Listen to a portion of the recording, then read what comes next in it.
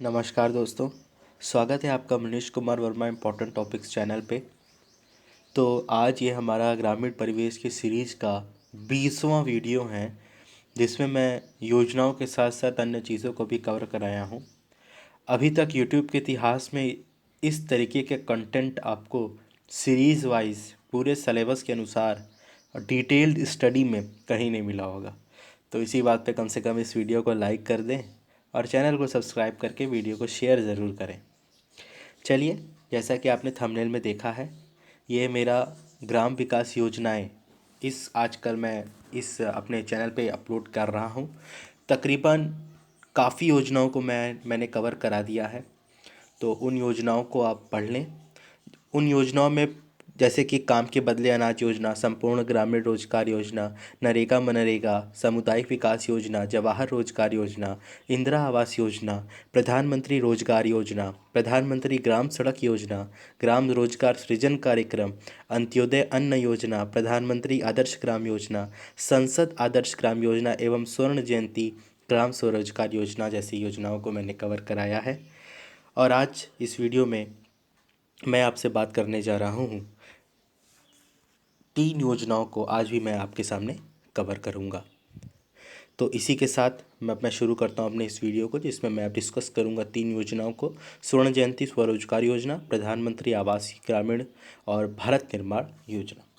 देखिए, स्वर्ण जयंती ग्राम स्वरोजगार योजना जिसकी शुरुआत हुई थी 1 अप्रैल 1999 में ये शुरू किया गया था, जिसमें कहा गया था कि गरीब ग्रामीण को स्वरोजगार के अवसर उपलब्ध कराने की बात कही गई थी।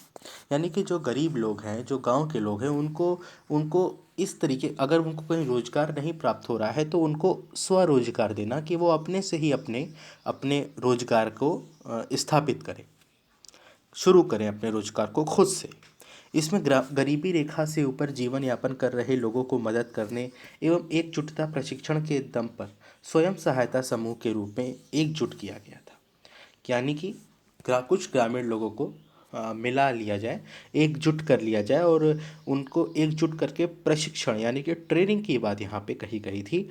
तो ट्रेनिंग दे के उस ट्रेनिंग के दम पर वे खुद अपनी स्वयं से रोजगार ढूंढें, रोजगार स्थापित करें और अपनी सहायता खुद खुद से करें और एकजुट होकर अपनी सहायता करें। तो यह योजना काफ़ी बेहतरीन योजना थी। अब हम पर चढ़ते हैं इस योजना के उद्देश्य पे कि इस योजना का आखिरकार उद्देश्य क्या रहा था। उद्देश्य की बात करें तो ग्रामीण क्षेत्रों में निरंतर आय सृजन के अवसर पैदा करने के लिए लघु उद्यमों की स्थापना पर ध्यान केंद्रित किया गया था।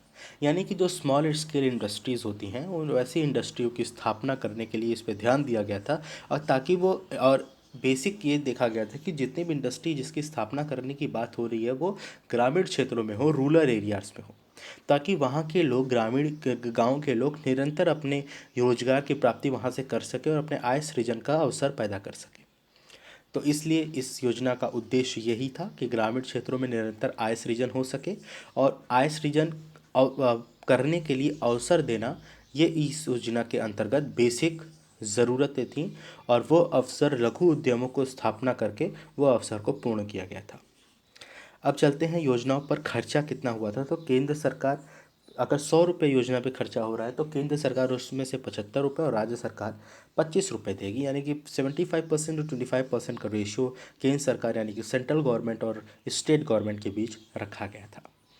इसमें अब तक टोटल 22,52,000 स्वयं सहायता समूह बने, जिसमें से 66,47,000 स्वरोजगार शामिल है। ये एकदम एक्यूरेट डेटा है, इसे आप रिलाय करें इस डेटा पे और इस डेटा को याद करके कंठस्थ रूप से अपने एग्ज़ाम को दें।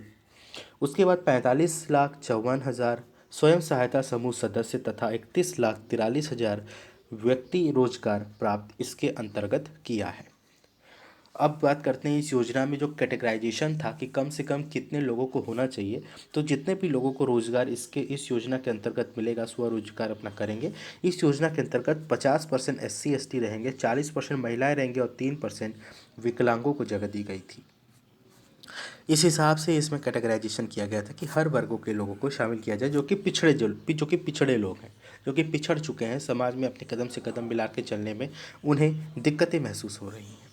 तो इस प्रकार के लोगों को इसमें शामिल किया गया था, इसलिए इसमें SC ST महिला और विकलांगों को कम से कम इसमें से इतना % तो इसमें शामिल होना ज़रूरी हो गया था। इस योजना में 45.54% SC ST तथा 47.85% महिलाएं शामिल थीं। अब बात करते हैं जो कि सबसे इम्पॉर्टेंट पॉइंट है इस योजना के अंतर्गत, वो ये है कि 1 अप्रैल 2012 से स्वर्ण जयंती स्वरोजगार ग्राम योजना को राष्ट्रीय ग्रामीण आजीविका मिशन के रूप में चलाया जा रहा है। तो ये इम्पॉर्टेंट है, लेखपाल का प्रश्न है, इसे आप याद कर लें। बाद में इसका नाम दीनदयाल उपाध्याय राष्ट्रीय ग्रामीण आजीविका मिशन रख दिया गया था। ये इसका करंट अफेयर्स के रूप में ये ध्यान केंद्रित करेगा। तो अब बढ़ते हैं अपनी अगली योजना की ओर, जिसका नाम है प्रधानमंत्री आवास योजना ग्रामीण। तो इस योजना की ओर बढ़ते हैं हम लोग। ये रही, इसका नाम है प्रधानमंत्री आवास योजना ग्रामीण, PMAYG। तो ये खासकर ग्रामीण क्षेत्रों के लिए ये योजना आई थी। इसके पिछले वीडियो मैंने आपको याद होगा, मैंने आपको पढ़ाया था इंदिरा आवास योजना। वो मेरा इंदिरा आवास योजना जो मैंने आपको बताया था उस योजना से संबंधित ही ये हमारी योजना रही। तो मैं आपको बता दूं कि इंदिरा आवास योजना मेरी 17वीं ग्रामीण परिवेश की वीडियो अगर आप देखोगे उसमें आपको इंदिरा आवास योजना उसमें बताया है मैंने, ध्यान से पढ़ लें उसे। जिसके अंतर्गत जवाहर रोजगार योजना और सामुदायिक विकास योजना को भी मैंने शामिल किया था। तो उसी इंदिरा आवास योजना को अगर आपने पढ़ा है, आपको याद है, तो उसी से उसको याद करें और इसको समझें कि इंदिरा आवास योजना का नया नाम के रूप में अगर हम बात की जाए तो यह इसका नया नाम था कि प्रधानमंत्री आवास योजना ग्रामीण।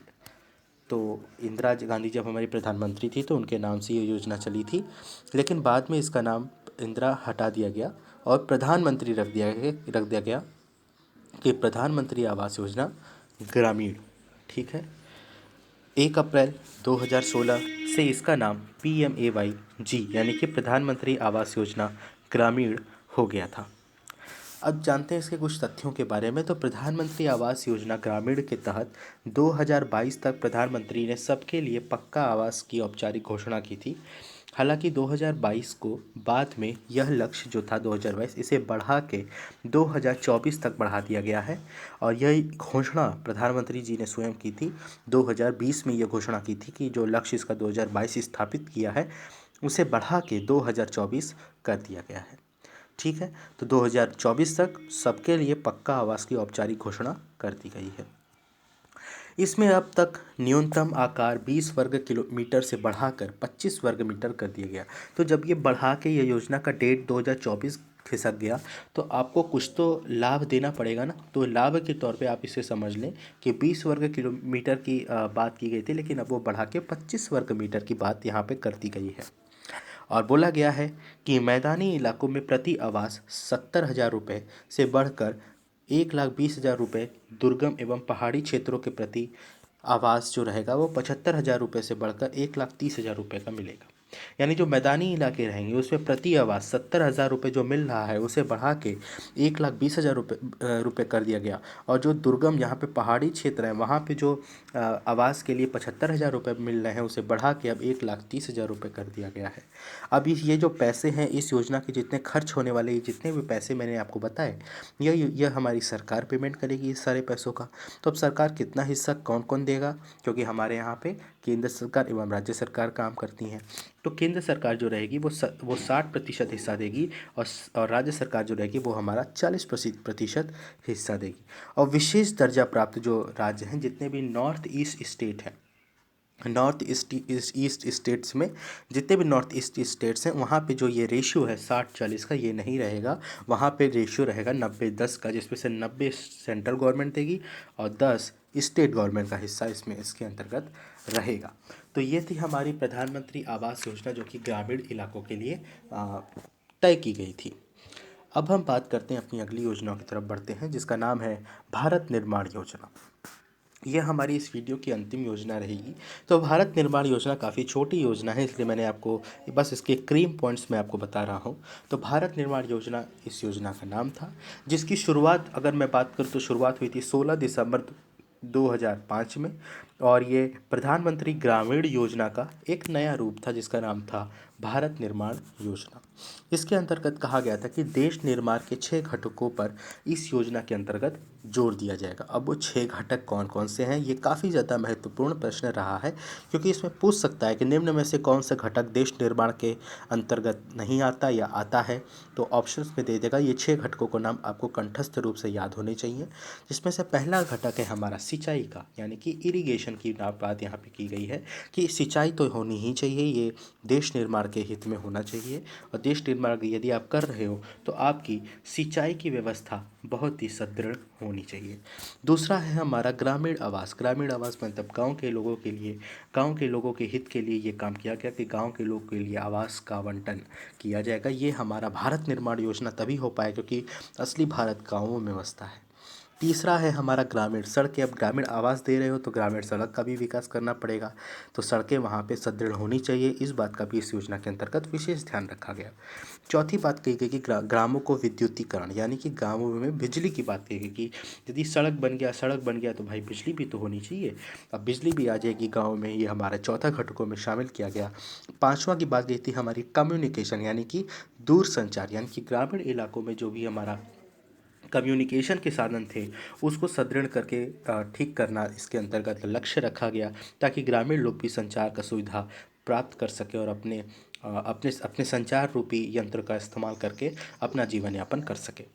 उसके बाद छठा हमारा रखा गया ग्रामीण की जल पूर्ति। अब जब बिजली आ गई, विद्युतीकरण मतलब हो गया, दूर संचार यानी कम्युनिकेशन हो गया, सड़क हो गया, सिंचाई हो गया, घर हो गया, मकान हो गया, तो अब मकान अब क्या बच रहा है आपका, जो कि आधारभूत सुविधा में आता है, इसका नाम है जल। जल है तो जीवन है। अब तो ग्रामीण की जल पूर्ति के लिए भी इसके अंतर्गत विशेष ध्यान रखा गया। और ये 6 घटक मैं आपको बताऊं कि एक देश निर्माण के 6 घटक होते हैं, जिसमें से होता है सिंचाई, ग्रामीण के लिए आवास, ग्रामीण का दूर संचार, जल पूर्ति, विद्युतीकरण और ग्रामीण की सड़कें। ठीक है, तो यह योजना इस प्रकार से मैंने आपको समाप्त करवाई। तो इस वीडियो में मैंने आपको बताया स्वर्ण जयंती स्वरोजगार योजना, प्रधानमंत्री आवास योजना ग्रामीण और भारत निर्माण योजना की हम इस योजना में बात की है। तो उम्मीद करता हूँ आपको ये वीडियो पसंद आया होगा। पसंद आया तो वीडियो को लाइक करें, शेयर करें और चैनल को सब्सक्राइब करना ना भूलें। और ग्रामीण परिवेश की संपूर्ण तैयारी हमारे चैनल पे हो रही है, तो आप कृपया करके सारे वीडियोस का अवलोकन कर लें। और प्लेलिस्ट बना दी गई है, शॉर्ट्स की प्लेलिस्ट बना दी गई, जिसमें आपको शॉर्ट्स में आपको जो भी इम्पोर्टेंट क्वेश्चंस हैं वो करवाए जा रहे हैं शॉर्ट्स के माध्यम से, और वीडियोस के माध्यम से जितना भी थ्योरी पोर्शन है उसे कवर कराया जा रहा है। तो आप कृपया करके वीडियो को लाइक करें, वीडियो को देखें और अपने नोट्स ज़रूर बना लें, क्योंकि आपका नोट्स ही आपका असली हथियार होता है किसी भी एग्ज़ाम को क्वालिफाई करने के लिए। ठीक है, तब तक के लिए धन्यवाद। अपना विशेष ख्याल रखें।